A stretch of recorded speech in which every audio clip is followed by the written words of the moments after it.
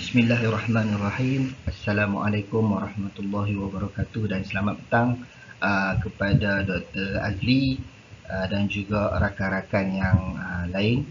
So pada hari ini kami daripada kumpulan 1, kami berempat akan memberikan ulasan berkaitan jurnal yang bertajuk Depression, a Gestalt Theoretical Perspective. Sedikit latar belakang berkaitan dengan jurnal yang kami akan ulas ini. Seperti mana yang telah dimaklumkan tadi, tajuk artikel ataupun tajuk jurnal ini adalah Depression, a Gestalt Theoretical Perspective. Nama penulis jurnal ini ataupun artikel ini ialah Jan Rubal daripada Maastricht University, Republic of Czech. Artikel ini telah dikeluarkan ataupun diterbitkan pada tahun 2007 dalam jurnal British Gestalt Journal yang menjadi pada volume yang ke-16 dan nombor jurnal yang pertama.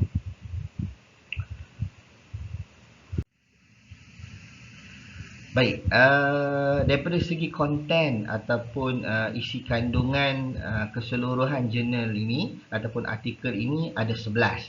So, kami berempat akan cuba memberi ulasan berkaitan dengan sub-sub topik yang telah dibahagikan seperti mana yang tertera. So, untuk saya akan kupas ataupun memberikan penjelasan berkaitan dengan introduction, subtopik yang kedua berkaitan dengan request for collaboration, dan subtopik yang ketiga diagnosis and the meaning of the word depression. Dan subtopik-subtopik yang lain akan dibentangkan ataupun diberi ulasan oleh rakan-rakan dalam kumpulan saya yang lain, iaitu Nisa, Azlan dan juga Fikri. Okey, dan untuk yang pertama iaitu daripada konteks pengenalan, penulis cuba mengupas beberapa perkara. Di sini apa yang saya dapat kami buat ulasan adalah terdapat 5 perkara ataupun 5 fakta yang cuba dikupas oleh penulis untuk subtopik pengenalan. Yang pertama adalah berkaitan dengan ranking yang dikeluarkan oleh WHO terhadap depression ataupun kemurungan ini, iaitu tangga keempat tertinggi di dunia. Selain daripada itu, penulis juga menerangkan berkaitan dengan peratus kemurungan pada kaum lelaki sebanyak 12%, kaum wanita pula adalah 20%. Daripada keseluruhan angka ini, sebanyak 15% mengambil jalan untuk suicide ataupun membunuh diri. Selain daripada itu juga, penulis juga memetik satu kajian daripada Akiskal pada tahun 2000 yang berkaitan dengan anti-depression medicine. So, perubatan ataupun ubat anti kemurungan. Daripada dapatan kajian ini didapati bahawa 15 hingga 30% mereka yang mengambil ubat anti depression ini tidak memberikan tindak balas ataupun non reaction terhadap ubat anti kemurungan tersebut. So, perkara yang kedua, perkara yang diterangkan oleh Jan Rubal dalam artikelnya adalah berkaitan dengan rawatan yang berkesan untuk merawat kemurungan. So pada bahagian ini, Jan Rubal berpendapat bahawa combination between terapi dan ubat anti kemurungan adalah rawatan yang paling berkesan untuk merawat depression. And then untuk perkara yang ketiga adalah perkara berkaitan dengan literature review ataupun sorotan literatur daripada segi publication untuk perkara ini. So kalau daripada segi publication, kebanyakannya publication berkaitan dengan kemurungan ini berkaitan dengan menggunakan terapi daripada cognitive behavioral therapy ataupun CBT sebagai bahan utama ataupun sebagai satu bentuk pendekatan untuk kajian mereka. Selain daripada CBT, mereka juga menggunakan interpersonal therapy dan juga adalah perkara-perkara yang lain. Tapi yang dua ni adalah yang paling major lah, yang sering kali digunakan. Seterusnya kita masuk kepada perkara keempat yang ditekankan dalam dalam subtopik pengenalan adalah berkaitan dengan pendekatan psikoterapeutik yang digunakan ataupun yang ada. Okey, yang pertama sekali ada berkaitan dengan psikodinamik yang memberikan fokus terhadap keagresifan dan juga kebergantungan kepada orang lain. Untuk CBT pula, fokus dia adalah kepada pemikiran yang negatif dan terhadap untuk murung ni, selain daripada itu adalah terhadap keyakinan diri dan juga tingkah laku, behavior. Untuk IPP berkaitan dengan kebolehan sosial yang terhad dan juga berkaitan dengan gangguan komunikasi. Untuk Gestalt sendiri memberikan fokus terhadap here and now. Okey. Dan yang kelima yang ditekankan dalam pengenalan ini ataupun pendekatan diletakkan dalam pengenalan ini oleh penulis adalah berkaitan dengan terapi sistemik, iaitu berkaitan dengan kerjasama daripada keseluruhan, the whole family itu terhadap pasien ataupun klien itu sendiri. Okay, perkara yang kelima yang ditekankan di dalam subtopik yang pertama ini adalah berkaitan dengan tahap kemurungan. Apa yang dibincangkan oleh Jan Rubal di dalam artikel ini adalah menjurus kepada tahap kemurungan yang sederhana sahaja.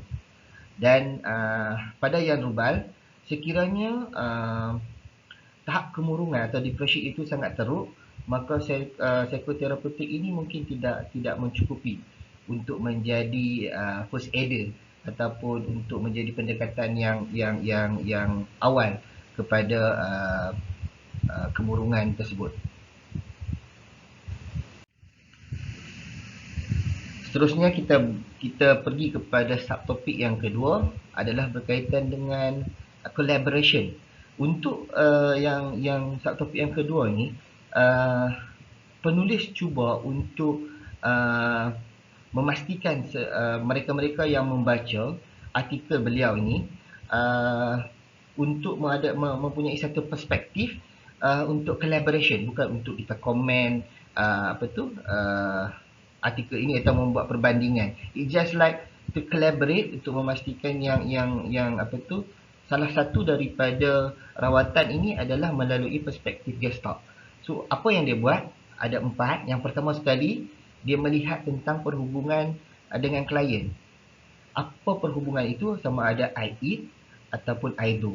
Itu adalah perkara yang disarankan oleh penulis ataupun Jan Rubal ini untuk subtopik yang kedua. So selain daripada itu, dalam subtopik yang kedua juga Jan Rubal ada menceritakan berkaitan dengan masalah bahasa. Pada dia ada language barrier ni, dia boleh menunjukkan sesuatu, tetapi dia tidak boleh menunjukkan moment ataupun suasana benda itu berlaku. Okay, that is the limitation of bahasa, language punya limitation. Perkara yang ketiga, dalam subtopik yang kedua, penulis mengajak para pembaca untuk membuat imajinasi sekiranya kita berada bersama-sama dengan klien yang murung.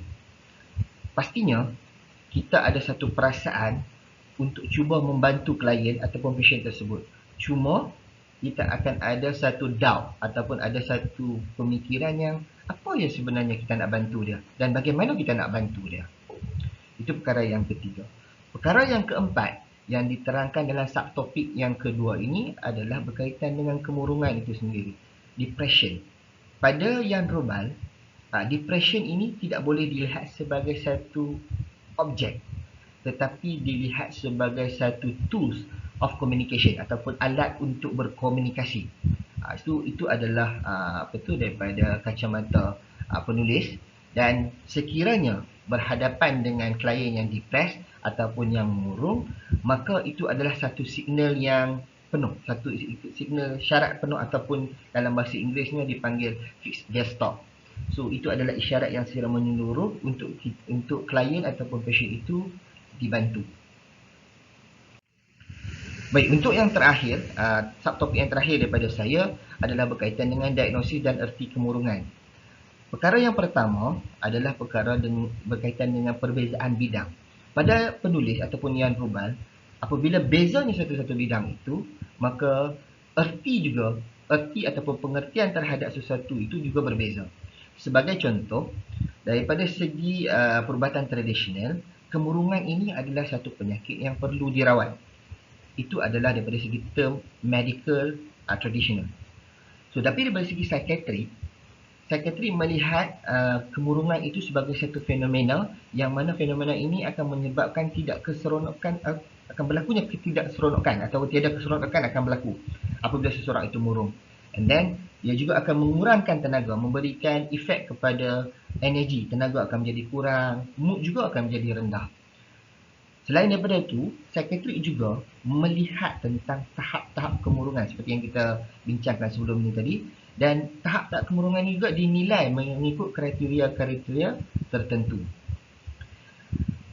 Seperti yang dinyatakan dalam subtopik yang kedua tadi, depresi ini adalah sebagai satu isyarat, is a fixed gas stop, satu isyarat yang menyeluruh untuk kita membantu pasien ataupun klien itu untuk dirawat ataupun untuk membantu dia kembali pulih seperti sedia kala. Daripada segi gas stop punya diagnosis pula, terdapat beberapa cara lah gas stop diagnosis. Okey, cara yang pertama sama seperti psikiatris moden punya cara diagnosis, iaitu tidak memfokuskan kepada asal penyakit, sebaliknya memberikan fokus kepada individu. Cara yang kedua adalah melalui kepekaan terapis itu sendiri.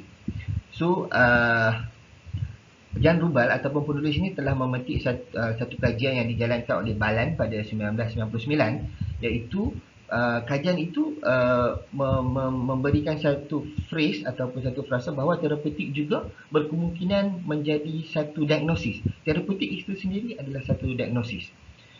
Selain daripada itu, kepekaan terapi ataupun terapis awareness ni juga membuka ruang ataupun open space untuk perhubungan dengan klien itu sendiri. So, itu cara gas stop diagnosis. Dan selain daripada psychedelic modern, terapis awareness, Jan Rubal juga memberikan ataupun memetik kajian daripada Kopp, Gorel and Van der Riet pada 1989 yang diletakkan dalam artikelnya ini berkaitan dengan hubungan antara klien dengan persekitaran.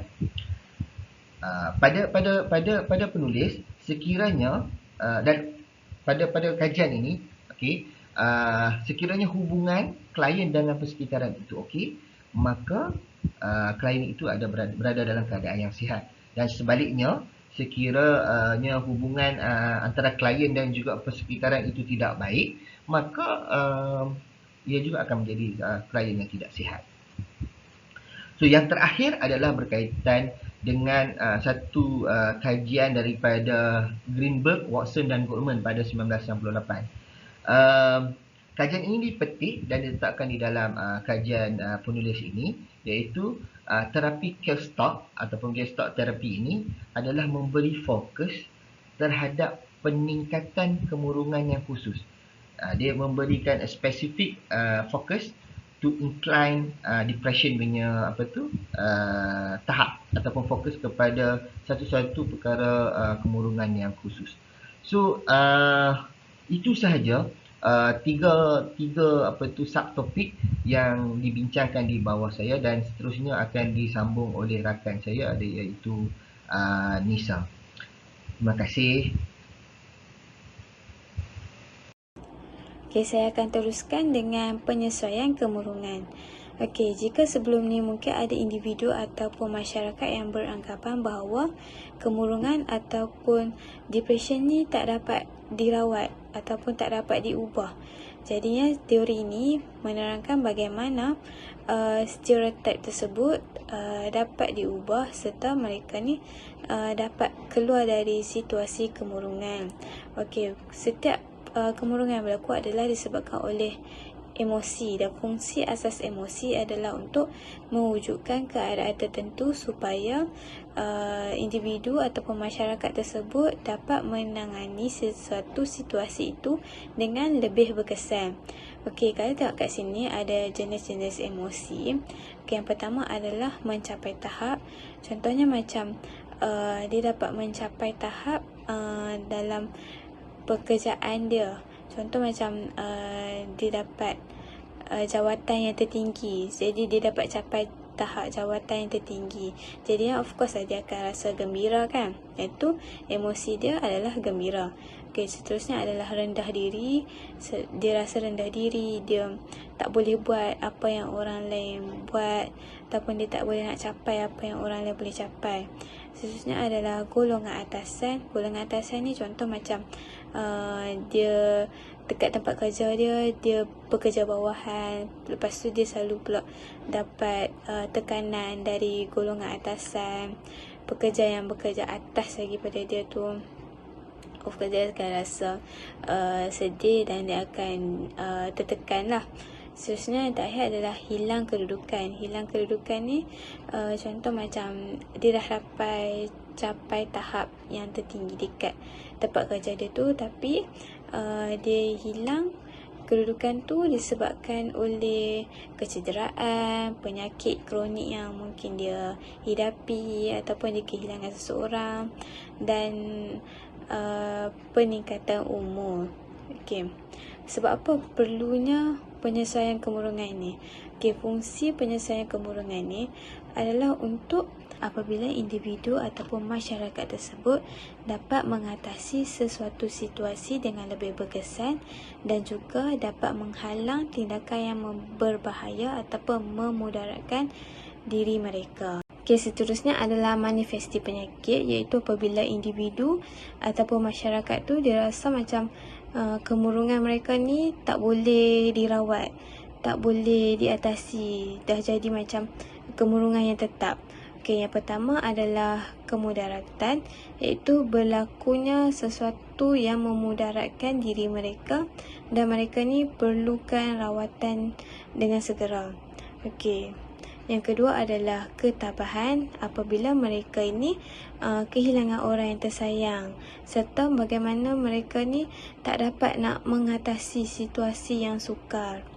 Okay, yang ketiga adalah disregulasi, iaitu penyakit kronik yang menimpa ke atas diri mereka, serta mereka ni tiada keyakinan untuk hidup di muka bumi ni. Okay, bagi individu ataupun masyarakat yang mengalami kemurungan seperti ini, kita dapat lihat kehidupan mereka ni menjadi tidak teratur, serta mereka ni hilang arah tuju dalam kehidupan mereka. Okay, sekian saja daripada saya. Seterusnya saya mempersilakan rakan saya yang seterusnya.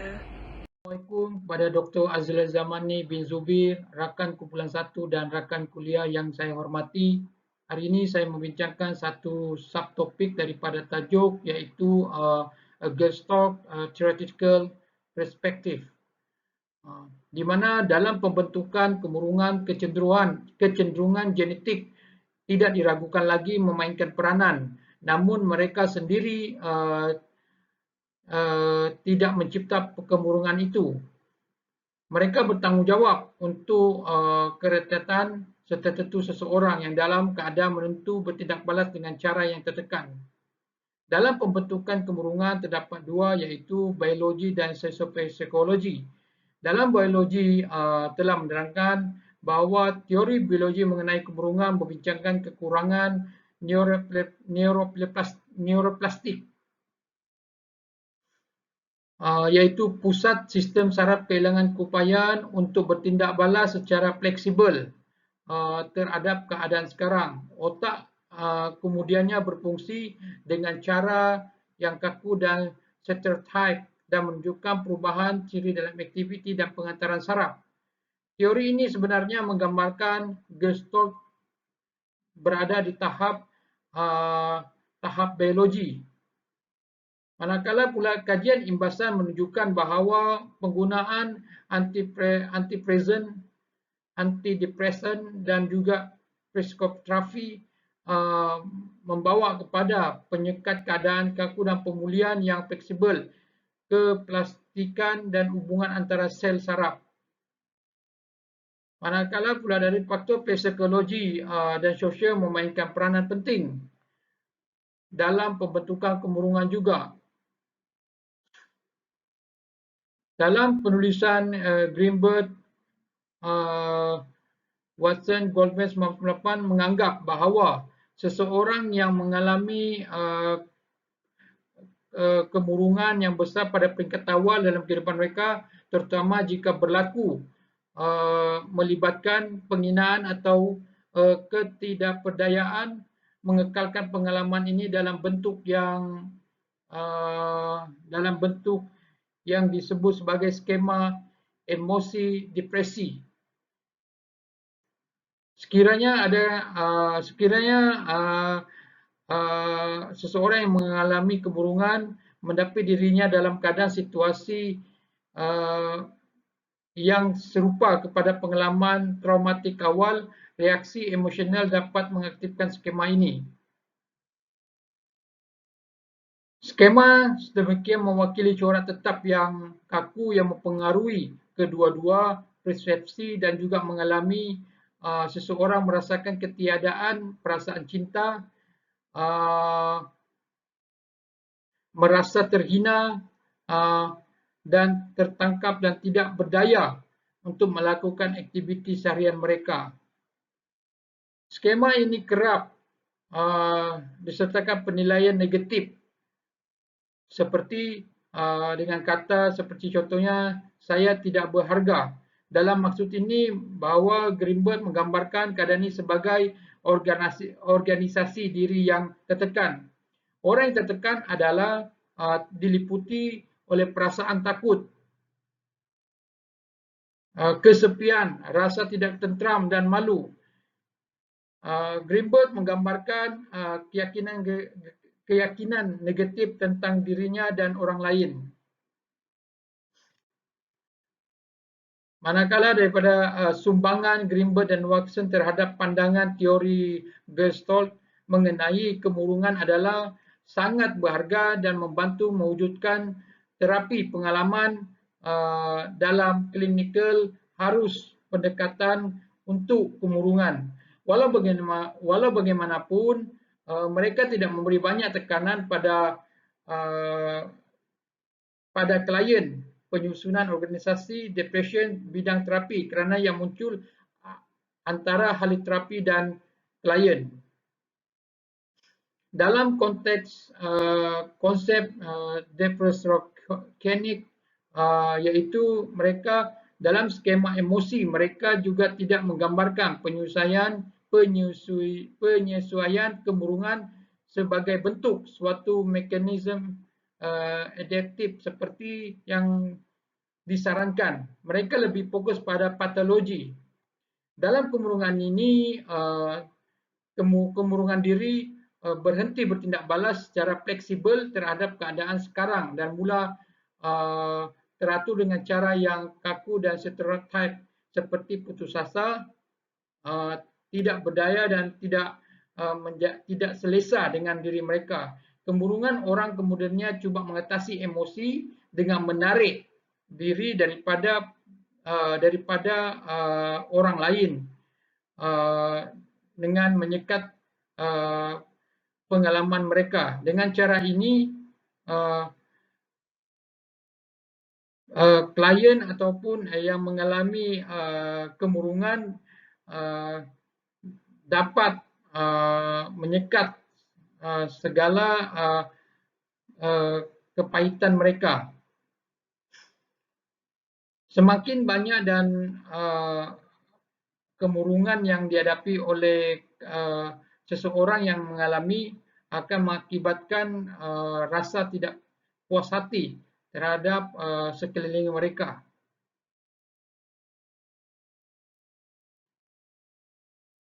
topik kedua iaitu gangguan kitaran hubungan, manifestasi khas kemurungan. Penulis juga telah menulis iaitu gangguan kitaran hubungan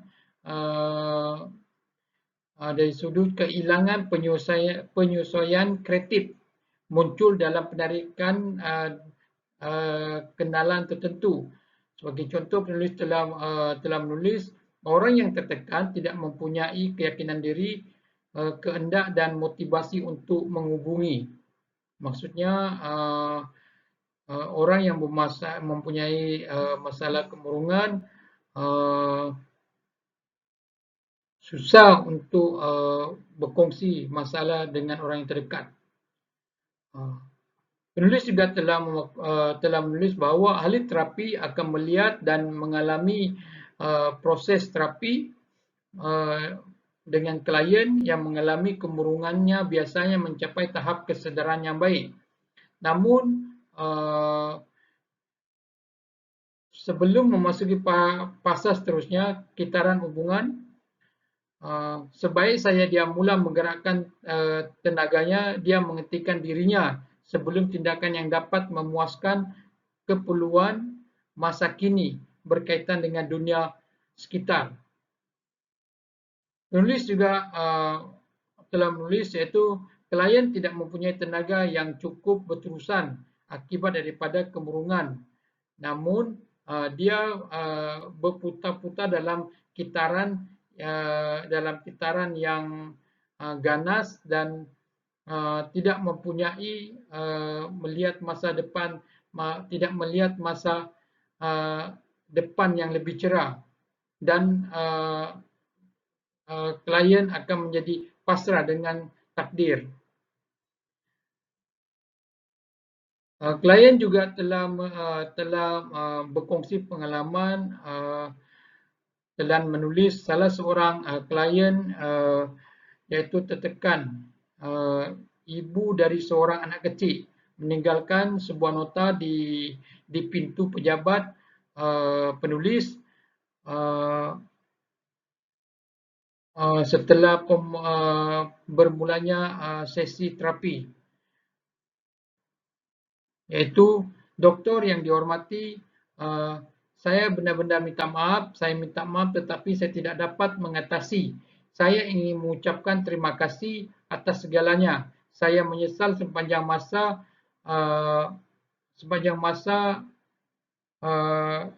berkongsi dengan klien, dan klien memberitahu dia tidak dapat berubah."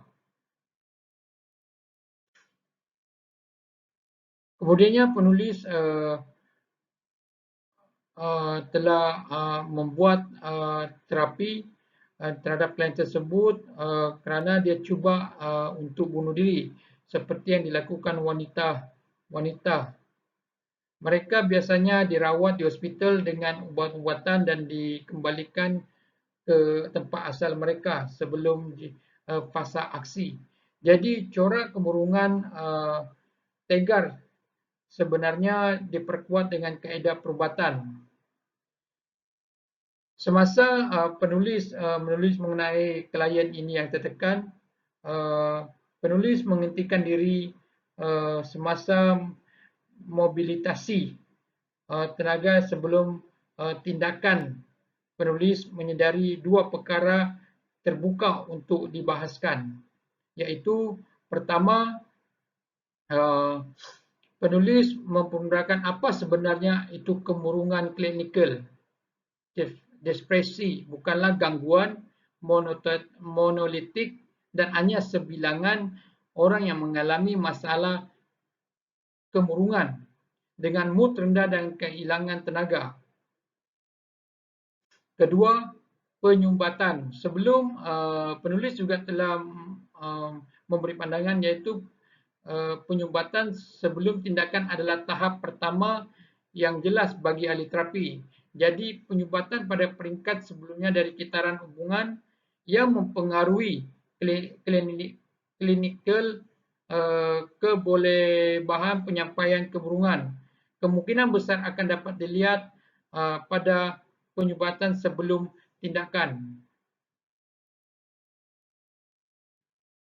Topik yang ketiga iaitu peranan retropleklasi. Di sini penulis telah menulis iaitu pelbagai fenomenologi diskresi menunjukkan terdapat gaya hubungan terbabit daripada pengalaman penulis. Mekanisme utama orang yang mengalami kemurungan mengganggu hubungan seseorang dan sehat adalah retropleklasi. Gaya hubungan daripada retropleklasi adalah kaedah hubungan ekonomi dari segi tenaga. Seseorang tidak mengeluarkan kemurungan tetapi mengembalikan kepada dirinya sendiri. Retropleklasi bukan gangguan. Di sini penulis telah menunjukkan adalah situasi apabila ia mempunyai peranan yang sehat. Secara hamnya keadaan tersebut di mana membuat keputusan sama ada di persimpangan hidup yang besar atau mungkin dalam kehidupan seharian. Retropleklasi menjadi kelainan apabila corak retroflektif menjadi tahap dan digunakan tegar dengan persekitaran tanpa memperhatikan keperluan organisma semasa dia keadaan di sini dan sekarang. Penulis juga telah menulis begitu juga dengan kemurungan, orang yang tertekan tidak mempunyai dorongan dan tuntutannya tidak jelas, tetapi penulis mengubahnya kembali kepada dirinya sendiri. Dia tidak menyatakan secara terbuka keperluannya mengenai sekeliling dan bukannya menyeksa dirinya dengan tuntutan yang dapat diselesaikan. Ini menyebabkan klien mendapat kekecewaan terhadap apa yang mereka yang tidak puas, tidak mendapat kepuasan. Penulis telah menulis penurunan keyakinan diri yang lain, kehendak dan motivasi. Organisasi diri yang tertekan dikuatkan dengan seterusnya tidak dapat membuat sebarang hubungan. Okey, terima kasih kepada Azlan presentation yang ketiga tadi. Okey, baiklah, seterusnya sambung kepada saya iaitu Muhammad Nur Fitri bin Ahmad 826604. Okey, saya akan meneruskan pembentangan yang berkaitan dengan jurnal yang kami pilih iaitu berkaitan dengan depression, gestalt terapi perseptif. Okey, so dekat sini saya akan menerangkan 3 konseptual yang ada dekat dalam jurnal ni. Yang pertama adalah berkaitan dengan terapi dan yang kedua adalah berkaitan dengan research iaitu penyelidikan dan ketiga adalah kesimpulan hasil daripada jurnal yang dibangunkan oleh penulis ini, bagaimana gestalt terapi itu melihat klien ataupun pasien yang mengalami depression iaitu mengalami kemurungan. Okey, so kita akan pergi dekat terapi. Okey, kalau ikutkan di mana gestalt terapi ini dia melihat bahawa ada perbezaan di antara kesedihan dan juga kemurungan. Okey, di mana kesedihan ni adalah satu emosi yang berlaku disebabkan sesuatu keperluan atau kehendak yang tidak dapat dipenuhi. Manakala kemurungan ni pula adalah disebabkan beberapa pemikiran, tingkah laku, emosi yang berlaku secara berturutan hampir ke 14 hari iaitu 2 minggu lah yang mengganggu kehidupan normal seorang manusia normal. So maksudnya dekat sini Gestalt melihat bahawa ada perbezaan di antara kesedihan dan juga kemurungan. Okay. Gestalt terapi ni juga adalah dia tidak memfokuskan kepada, keutamaan dia adalah dia tidak memfokuskan kepada penyembuhan simptom kemurungan tersebut.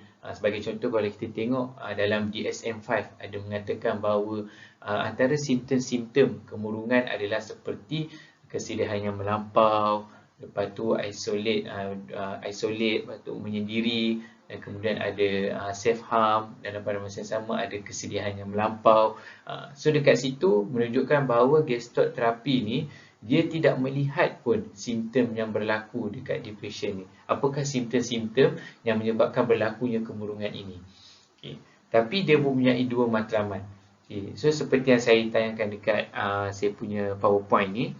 Okay. Matlamat yang pertama adalah dia mengatakan bahawa dia akan membaik pulih balik ability, iaitu kemampuan diri individu untuk memenuhi dia punya basic need di hadapan. Okey, kalau kita faham bahawa konsep teori Gestalt ni adalah yang penting dia punya keyword adalah here and now. So maksudnya dekat sini dia mementingkan kekinian pada ketika itu. So maksudnya di mana terapis yang menggunakan terapi Gestalt ni adalah sangat penting untuk restore ability, maksudnya mencari balik, membaik pulih balik kemampuan diri klien tersebut dengan menyesuaikan dengan aktiviti yang ada untuk memenuhi dia punya basic need pada ketika itu. Itu adalah matlamat yang pertama untuk Gestalt terapi. Okay, yang kedua adalah establish for fluent and flexible. So maksudnya adalah membina ataupun menubuhkan kemampuan untuk lebih apa orang kata klien itu ada tarik dan keluar, maksudnya contacting dan juga withdraw daripada isu tersebut. So maksudnya kat sini dia kena fluent, maksudnya fasih dan juga fleksibel. Dia kena ada fix dan juga ada fleksibel terhadap isu yang dihadapi, lagi-lagi berkaitan dengan kemurungan ini. Itu adalah dua matlamat utama di mana terapi Gestalt ini memandang apabila berhadapan dengan klien mengalami kemurungan ini. Okay. So kalau kita tahu, okay, seterusnya adalah peranan. Apakah peranan terapis apabila dia menggunakan terapi Gestalt ini seperti yang dikatakan oleh penulis dalam jurnal ini? Dia mengatakan, okay, peranan ataupun prinsip pertama yang perlu ada pada terapis adalah emphasis of security. So maksudnya dekat sini kita dapat lihat bahawa peranan terapi itu adalah amat penting untuk menyediakan satu tempat yang mana boleh memberi suasana yang teraputik kepada klien apabila dia hadir ke sesi tersebut. Dia rasa terubat, dia rasa secure, selamat apabila bersama dengan orang yang mana dia baru nak membina hubungan, baru nak membina kepercayaan dengan terapis. Okay. Yang kedua adalah struktur. So di mana adalah setiap apa yang dibincangkan di antara terapi dan juga klien yang mengalami kemurungan mestilah berstruktur. So maksudnya dekat sini dia akan ada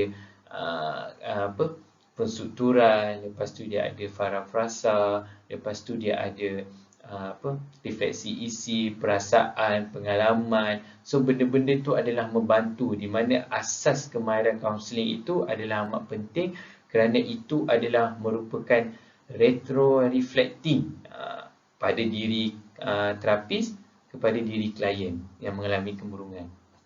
Okay, yang ketiga pula adalah support. So tak lain tak bukan adalah setiap titik penemuan di antara terapis dan juga klien ini adalah amat penting perlu ada sokongan di antara satu sama lain. Di mana tak lain tak bukan Gestalt ni adalah melihat bahawa kekinian emosi pada klien itu adalah amat penting untuk dia menyokong segala apa yang disampaikan oleh klien kepada terapis tersebut ataupun kepada kaunselor tersebut. Okay, yang keempat adalah menghargai. Maksudnya dekat sini menghargai segala apa effort yang dibuat oleh klien. So maksudnya dekat sini terapis akan melihat bahawa semua yang dilakukan, semua usaha yang dilakukan hasil daripada sesi yang dijalankan bersama terapis, mestilah terapis menghargai usaha tersebut. Sebab dia akan lihat, okey, So yang ini hari ini dia bagi homework A. So maksudnya okey, dia tengok okey ada peningkatan positif yang baik. Kemudian minggu seterusnya dia tengok pula task yang kedua, okey macam mana, maksudnya okey ada peningkatan yang baik. So maksudnya dekat situ itulah amat penting kerana dekat situ dia akan ada satu kepercayaan walaupun dia baru saja membina hubungan dengan terapis ataupun orang yang dia tidak dikenali. Sebab terapis yang kaunseling ni adalah orang yang baru dekat dalam hidup klien tersebut untuk dia bina kepercayaan. Dan terakhir adalah learning. So sama-sama terapis dengan klien belajar untuk lihat okey macam mana, apa sebenarnya yang mengganggu klien yang mengalami kemurungan ini, supaya dia tahu okey waktu ketika ini apakah yang mengganggu emosi dia, apakah yang mengganggu pemikiran dia. So dia kena tengok satu-satu supaya dia dapat belajar bahawa supaya dia dapat mengklasifikasikan yang ini adalah isu utama yang mengganggu dia, yang ini adalah perasaan yang membelenggu dia, yang ini adalah tingkah laku yang tidak baik pada diri dia. So dia kena tengok satu-satu, dia kena belajar okey yang ini isu dia ada kematian, so dia kena sedih. Yang ini dia mendapat keputusan yang baik, so dia kena gembira. So maksudnya dia kena belajar satu persatu secara semula jadi untuk mengetahui bahawa ini adalah emosi yang sesuai. Okay. Seterusnya adalah berkaitan dengan work center. Work center tu adalah di mana macam saya katakan tadi, yang first, yang prinsip terapis tu adalah emphasize of security tu, keselamatan tu. So macam mana apabila klien tu hadir bertemu dengan terapis tu, so dia akan tengok macam mana persekitaran dekat dekat work center tu, dekat tempat dia berjumpa dengan terapis tu, adakah dia berasa secure, macam saya kata tadi, adakah dia berasa persekitaran tu selamat untuk dikongsi, adakah terapis tu mengamalkan etika kebiasaan dengan baik, walaupun kita tengok bahawa jenis ni adalah untuk melihat terapi gestalt. Okay, adakah dia amat pentingkan bahawa keselamatan klien itu apabila dia menjalankan terapis di tempat tersebut adalah dapat memenuhi keperluan klien tersebut. Yang kedua pula adalah keselamatan membina hubungan di antara terapis dan juga klien. Tak lain tak bukan adalah itu adalah basic need, keperluan asas di antara kaunselor ataupun terapis dengan klien apabila ingin mengadakan sesi. Lebih-lebih lagi dengan klien yang menghadapi isu kemurungan. So dekat sini, ini adalah konseptual yang pertama yang berkaitan dengan terapi. So kita pergi pula yang kedua, iaitu research, dan yang ketiga adalah conclusion. So secara researchnya memang tak dinafikan bahawa ada sedikit kelompongan, kekurangan, taklah terlalu besar, ada sedikit kelompongan di mana keberkesanan terapi gestalt ni adalah apabila terapis ataupun kaunselor menggunakan terapi gestalt ni, di mana sebab tak lain tak bukan adalah komponen yang digunakan kepada terapis ataupun kaunselor dalam terapi gestalt ni adalah EFT, iaitu Emotional Focus Therapy. So maksudnya dekat sini terapis akan melihat emosi klien yang mengalami kemurungan itu secara menyeluruh, secara holistik. Sebab kalau digariskan dekat dalam part research ni, conceptual research ni, dia mengatakan bahawa dialogical form tu adalah sangat penting. Sebagai contoh, terapis kadang-kadang dia akan bertanyakan kepada diri dia, adakah aku akan dapat menyelesaikan, adakah aku dapat membantu, adakah diri aku ini dapat membantu klien tersebut. Dia sentiasa akan self-talk dengan diri dia sebelum dia nak memulakan sesi. Sebab kadang-kadang, sebab macam kawan saya yang bentang tadi, seperti Nisa, seperti Azlan, dia mengatakan bahawa ada satu term yang maksudnya retroreflecting, iaitu pantulan diri. So di mana first kali klien yang mengalami kemurungan dia akan melihat macam mana terapis tu akan memberi pantulan yang baik kepada diri dia untuk dia berhadapan dengan emosi yang agak teruk apabila mengalami isu kemurungan ini. So dia menggunakan, so tak lain tak bukan EFT ni, Emotional Focus Therapy ni, first kali dia akan mengurangkan masalah interpersonal. Interpersonal tu macam mana? Tak lain tak bukan adalah berkaitan dengan dia punya relationship dengan persekitaran, relationship dengan diri dia sendiri, dengan dia punya family, dengan dia punya cosmate, dengan dia punya office mate, so dengan dia punya spouse, pasangan. So dekat situ kita lihat bahawa adalah amat penting bahawa first sekali gestalt terapi ni dia akan melihat emotional klien yang mengalami isu kemurungan tersebut. Okay.